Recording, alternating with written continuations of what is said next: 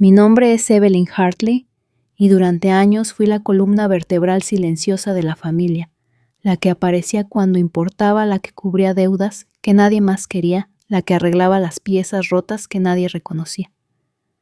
No era llamativa ni ruidosa, pero era constante, confiable, competente, la que ellos utilizaban sin dar las gracias. Así que cuando sonó el teléfono esa mañana y un hombre llamado Kyle de Everest Mortgage dijo que estaba atrasada en los pagos de una propiedad que ni siquiera sabía que coposeía, pensé que debía ser un error. Una estafa, quizás. Pero la dirección que me leyó era escalofriantemente familiar, la casa adosada que mi hermana Marisa ostentó el día de Acción de Gracias pasado como un trofeo. Yo no había firmado nada, ni siquiera había estado allí, y sin embargo, de alguna manera mi nombre estaba en el anzuelo. Me quedé congelada en mi sala de estar, mis manos de repente frías como el hielo. Recordé la noche en que había dejado mi bolso de mano en la cocina con carpetas de impuestos y una hoja de firmas dentro.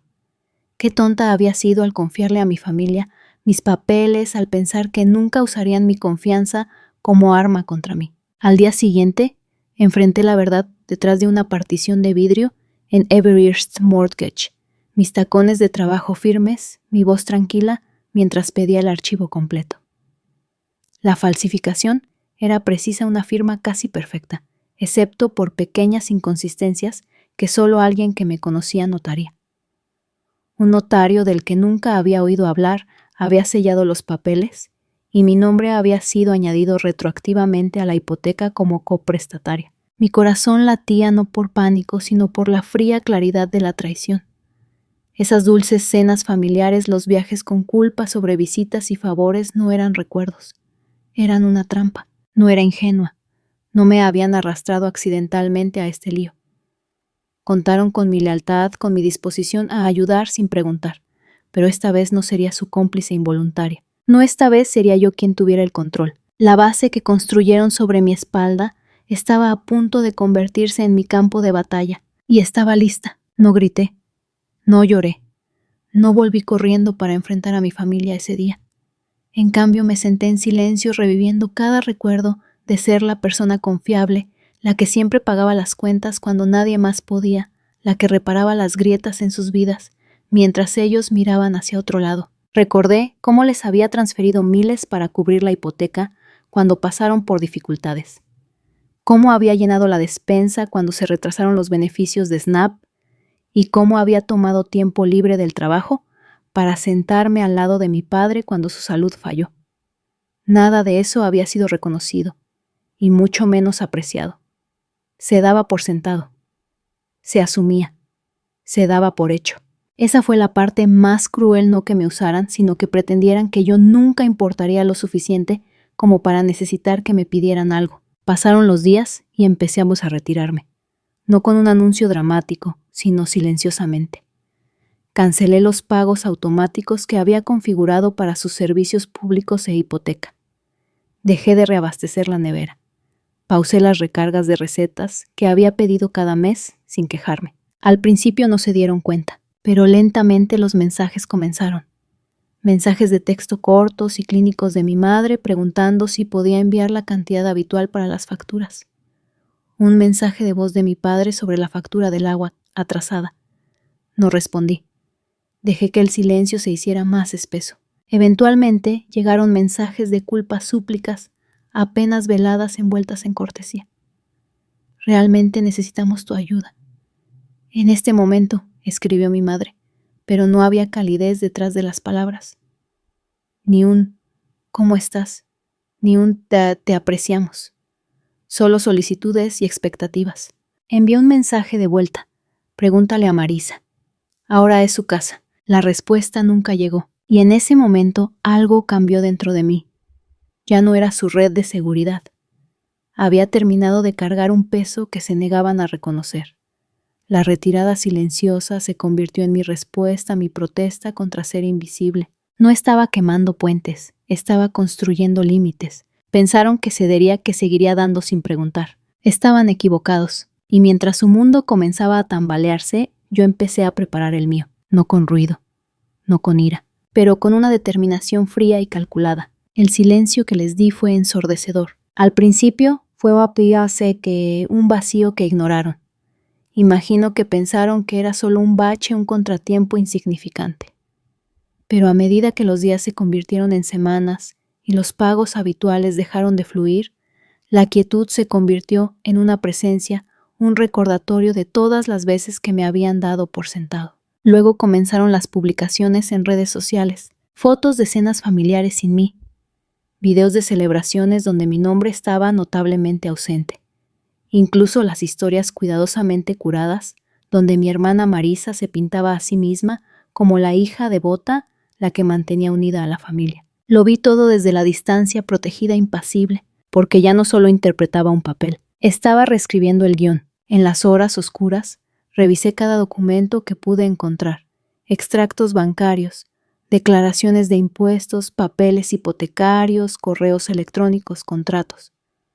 Cobré favores de antiguos colegas, amigos en el ámbito legal y financiero. Lenta, metódicamente construí una fortaleza de pruebas a mi alrededor. Luego estaba Henry Callaway, un abogado de propiedades de poca monta con reputación de eficacia silenciosa. Me reuní con él en una cafetería del centro, un lugar tan anodino que se sentía como el escenario perfecto para lo que estábamos a punto de hacer. No prometió fuegos artificiales, ni derribos dramáticos, ni teatralidad en los tribunales. Su voz era tranquila cuando dijo: «Esto no se trata de ir a Evelyn, se trata de control. No te arrastraron a este lío por accidente. Contaron con tu lealtad. Ahora es hora de usar eso». Asentí. Empezamos con los documentos, la misma arma que habían usado contra mí. Una escritura de cesión me separó de la hipoteca, pero no antes de que una búsqueda completa del título revelara algo inesperado. El préstamo aún estaba con el banco y su paciencia se estaba agotando. Henry sonrió sombríamente. Quieren salir, y cuando un banco quiere salir negocian. Ahí fue cuando el plan tomó forma. Creé un fideicomiso de inversión privado, Granite Elm LLC, y ofrecí comprar la hipoteca a un saldo reducido. Sin titulares, sin fanfarrias. Solo una transferencia silenciosa de deuda. El banco aceptó en 2 semanas, y así la hipoteca era mía, pero no la casa. Todavía no. Sobre el papel, Granite Elm era solo otra firma de inversión, comprando propiedades en dificultades. Para mi familia nada había cambiado, pero bajo esa superficie la trampa estaba tendida. Marisa no pagó su primer pago, luego el segundo, y cuando llegaron discretamente los avisos de impago no llamé. No amenacé, esperé. Una tarde mi teléfono vibró con un mensaje de Marisa, el tono teñido de pánico. «Algo está mal con la compañía de préstamos. ¿Puedes verificar?». No respondí. Luego llegó el correo electrónico de mi padre redactado como un memo de gerente. «Estamos preocupados de que el refinanciamiento pueda verse afectado. Por favor, asesora». Se lo reenvié a Henry y me serví una taza de té. Cuando el aviso oficial para remediar o desocupar llegó a su puerta, mamá finalmente llamó. Su voz temblaba con una calma ensayada. «Solo necesitamos más tiempo». Dejé que el silencio se cerniera antes de responder. «¿Necesitaste tiempo antes de falsificar mi nombre o después?». Intentó llorar. No me inmuté. «Esto no es personal», dije. «Soy un acreedor». Más tarde intentaron poner la casa a la venta ignorantes de la carga que yo había puesto. La venta fracasó en 48 horas, y entonces llegó la cena familiar. Lorraine me invitó bajo la excusa de aclarar el aire. Acepté, pero no llevaba solo postre. Llevé la escritura, los documentos notariales y la silenciosa promesa de que la casa era mía. El comedor olía a pollo, al romero y desesperación. Papá apenas me miró. La sonrisa de Marisa era demasiado tensa, sus ojos revoloteando entre yo y su teléfono, como si esperara un guión que nunca llegó. Esperé a que se despejaran los platos. Luego coloqué un delgado sobre de Manila sobre la mesa entre la sal y la pimienta. «¿Qué es esto?», preguntó Lorraine fingiendo inocencia. «Documentos de compra», dije simplemente. «Soy dueña de la deuda. Soy dueña de la carga. Tienen 30 días para pagar por completo o desalojar». Marisa se rió frágil y aguda. «No lo harías. No puedes». Encontré su mirada firme. «Ya lo hice». El caos estalló. Las voces se elevaron. Papá murmuró algo sobre la lealtad familiar. Lorraine susurró que yo era cruel. No retrocedí. Aparté la silla y coloqué una tarta de melocotón envuelta en papel de aluminio en la encimera. «Aquí está el postre», dije.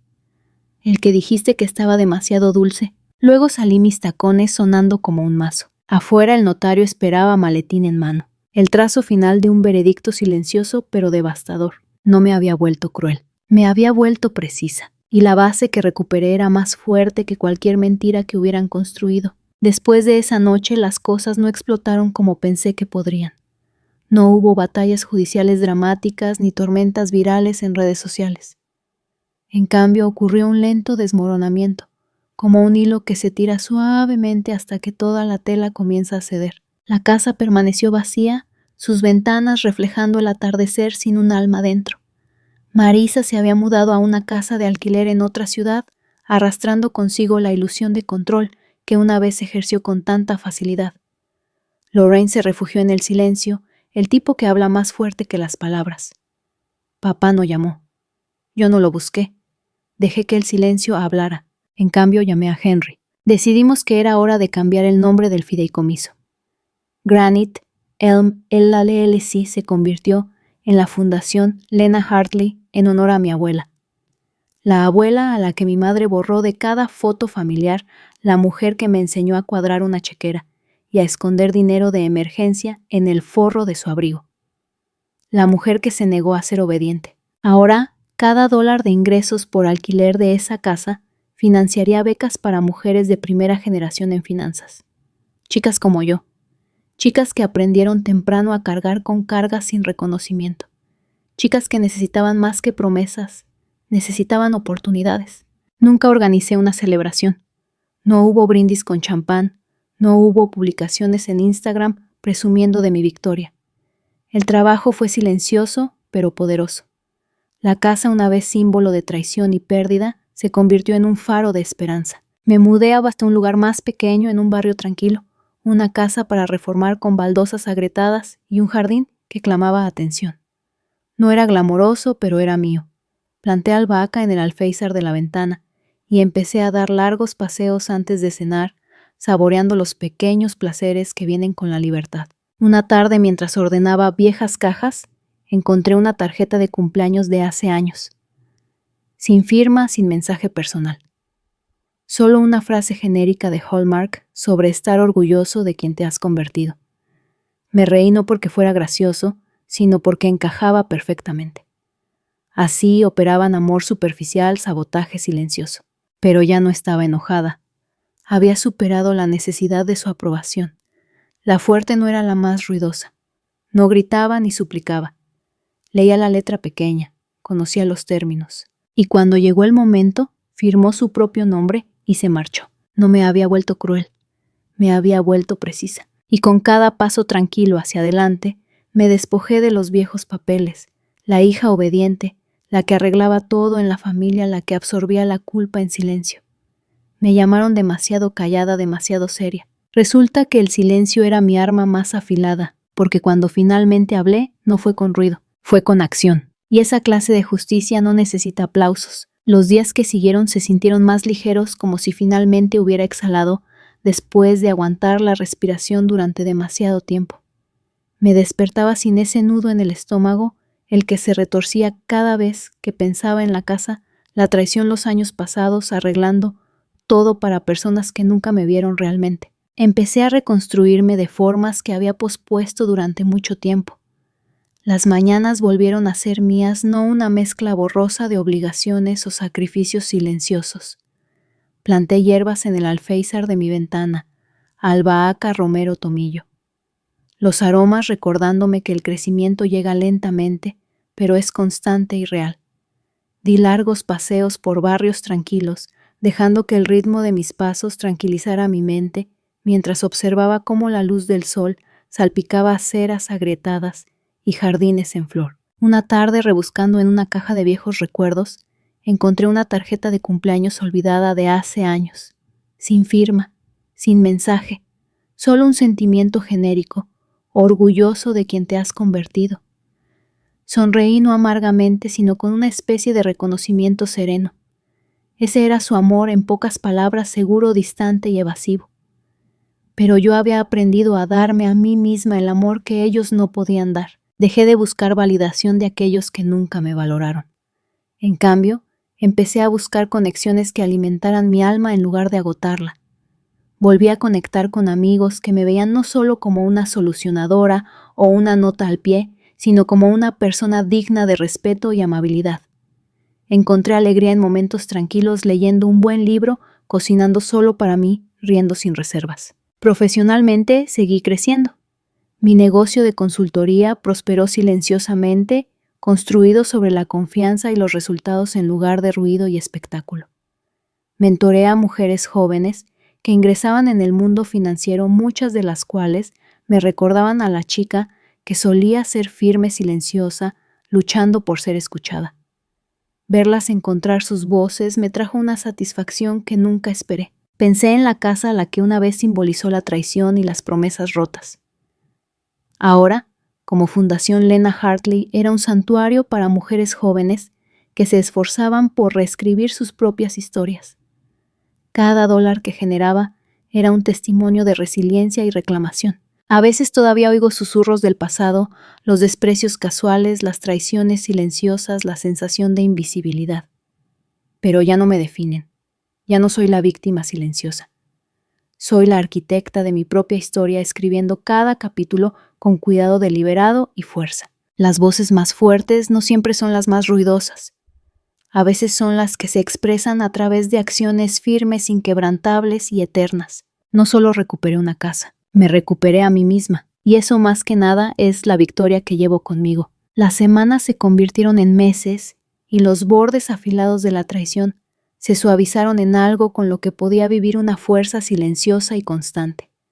La casa que una vez resonaba con silencio y decepción, ahora zumbaba con propósito. La Fundación Lena Hartley era más que un nombre, era un legado construido sobre la resiliencia, un faro para mujeres jóvenes que habían conocido la lucha pero se negaban a ser definidas por ella. Visitaba la propiedad a menudo caminando por las habitaciones que una vez pertenecieron a una familia que me borró. Ahora las paredes contaban historias de esperanza, murales pintados a mano, en tonos pastel suaves, estanterías llenas de libros donados por quienes creían en las segundas oportunidades, y la risa de chicas aprendiendo a amasar, a construir presupuestos y a confiar en sus propias manos. Por la noche me sentaba en el porche con Lucía, la mujer que me había ofrecido un lugar seguro cuando estaba varada y rota. Ella nunca pidió las gracias, pero a su manera tranquila me había dado todo: estabilidad, sabiduría y el coraje para reclamar mi vida. Juntas veíamos la puesta de sol filtrarse a través de los magnolios, un recordatorio de que incluso después de las tormentas más oscuras, la luz encuentra un camino. Mi teléfono ya no zumbaba con demandas o con viajes de culpa. En cambio, llegaban mensajes de las beneficiarias de la Fundación Mujeres Jóvenes, escribiendo para dar las gracias, compartiendo historias de sus propias batallas y triunfos. Sus palabras alimentaban un fuego dentro de mí, un fuego que ya no era por venganza, sino por transformación. Reflexionaba a menudo sobre la ironía de todo. La familia que intentó atarme con firmas falsificadas y traiciones silenciosas me había liberado sin querer.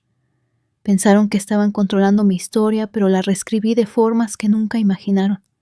La casa que una vez reclamaron como una prisión se convirtió en mi fortaleza. A veces me sorprendía sonriendo en silencio, sabiendo que había superado su traición, no a través de la confrontación o la furia, sino a través de la paciencia y la precisión. Había aprendido que la justicia no necesita rugir, puede susurrar y aún resonar por los pasillos del tiempo. Ya no buscaba su aprobación, ni me detuve en las heridas que dejaron. En cambio, me enfoqué en la vida que estaba construyendo, basada en el propósito, la dignidad y el poder silencioso. La chica que una vez tembló detrás de una panadería, en una tierra extranjera, se había convertido en una mujer que podía mantenerse erguida en cualquier sala de juntas, cualquier tribunal y cualquier momento de desafío, cualquier momento de eto. Y al cerrar la puerta cada noche detrás de mí, lo hacía sabiendo esto. La verdadera victoria no se trata de hacer que otros paguen, sino de recuperarse a uno mismo con gracia y fuerza. Si alguna vez te has sentido invisible, infravalorado o olvidado, sabes esto, tienes el poder de reescribir tu historia, de mantenerte firme en tu verdad y de construir un legado que nadie pueda quitar. Para más historias de resiliencia, justicia y fuerza silenciosa, suscríbete a nuestro canal. Juntos exploraremos los viajes de aquellos que convirtieron el silencio en poder y encontraron la paz más allá del ruido. Los años desde que recuperé esa casa han sido algunos de los más pacíficos que he conocido. No porque el pasado desapareciera, no sus sombras aún me visitan a veces, sino porque ya no cargo con su peso. Camino por mi casa más pequeña, respirando el aroma a albahaca fresca, en el alféizar de la ventana y el zumbido silencioso de mi vida completamente mía. Ya no atada por deudas silenciosas o expectativas invisibles, soy libre para definir lo que la familia, el amor y el éxito significan para mí. A veces pienso en la chica que fui la que aprendió a amasar en una pequeña cocina de panadería, la que se susurró a sí misma que era lo suficientemente fuerte para sobrevivir. Esa chica sigue aquí, dentro de mí, no como una herida, sino como una fuente inagotable de resiliencia. La fundación que construí no se trata solo de bienes raíces o dinero. Se trata de recuperar la dignidad, de la revolución silenciosa de mantenerse erguida cuando el mundo intenta encogerte. Ya no busco validación de quienes alguna vez me despreciaron. En cambio, busco conexión con quienes me ven como me veo a mí misma, y esa es otra clase de riqueza. La casa de la 16ª Avenida se erige como un testimonio no de venganza o amargura, sino de perseverancia y gracia. La risa de las mujeres jóvenes, que han encontrado un lugar seguro dentro de sus muros, llena lo que antes era un silencio vacío. Ellas no conocen mi historia completa, pero sienten la fuerza que contiene. Espero que tú también encuentres fuerza en esta historia. Si alguna vez te has sentido ignorado, subestimado o borrado, recuerda, tu historia es tuya para escribir. No necesitas permiso para reclamar tu vida. Gracias por escuchar. Si quieres escuchar más historias sobre fuerza silenciosa, justicia servida con paciencia y poder recuperado sin ruido, suscríbete a nuestro canal. Juntos descubriremos las voces que se elevan no con furia, sino con una calma inquebrantable. Porque a veces las victorias más ruidosas son las que se susurran en silencio. A veces las traiciones más profundas de la vida no llegan con grandes explosiones, sino con silenciosas borraduras cuando tu lealtad se da por sentada, tus sacrificios no se ven y tu propia identidad es descartada. La historia de Evelyn nos recuerda que la injusticia no siempre lleva máscara de crueldad. A menudo se esconde tras sonrisas corteses, palabras vacías y firmas falsificadas. Lo que hace que su viaje sea tan poderoso no es una confrontación ardiente o un espectáculo público. Es la indignación controlada que canaliza en estrategia, la serena determinación que transforma el dolor en propósito. Nos muestra que la verdadera fuerza no se mide por el ruido que hacemos, sino por las bases que reconstruimos en silencio. La venganza de Evelyn no se trata de derribar a otros, se trata de mantenerse tan firme en su verdad que el propio suelo, bajo aquellos que la perjudicaron, se mueve. Es una lección de paciencia, resiliencia y el poder de recuperar lo que te pertenece por derecho sin perder tu dignidad. Si alguna vez te has sentido invisible, infravalorado o apartado a pesar de tus esfuerzos, recuerda esto: tu valía no se define por el reconocimiento de otros.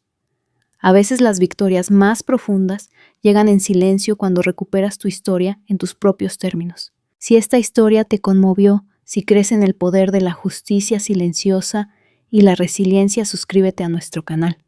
Aquí compartimos historias reales de personas que enfrentaron la traición y encontraron fuerza no gritando, sino con una determinación firme e inquebrantable. Únete a nosotros para más viajes inspiradores que prueban el verdadero poder reside en la convicción tranquila, y a veces el silencio es el rugido más fuerte. Suscríbete ahora y levantémonos silenciosamente pero con seguridad juntos.